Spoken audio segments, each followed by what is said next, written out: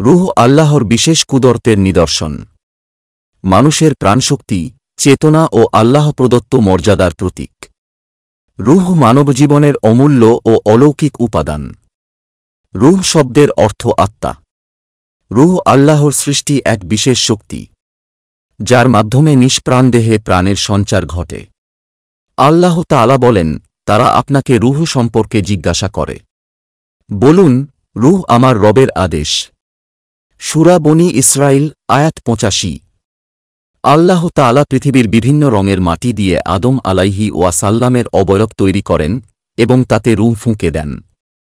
এর মাধ্যমে আদম আলাইহি ওয়াসাল্লাম জীবিত হন এবং প্রথম নবী ও মানুষ হিসেবে আত্মপ্রকাশ করেন। পবিত্র কোরআনে ২৩ বার রূহ শব্দের উল্লেখ আছে, যা মানুষকে জীবিত রাখার অদৃশ্য শক্তিকে বোঝায়। রূহ দেখা বা স্পর্শ করা যায় না। জীবনের প্রতিটি নড়াচড়ায় রূহের উপস্থিতি অনুভূত হয়।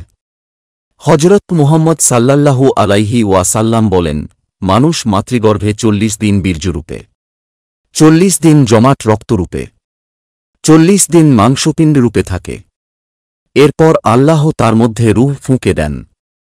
মৃত্যুর পর ফেরেশতারা মুমিনের রূহকে সুগন্ধি ও কস্তুরীর ঘ্রাণসহ স্বর্গে নিয়ে যান, আর কাফেরের রূহকে অপ্রীতিকর গন্ধসহ দূরে সরিয়ে দেওয়া হয়।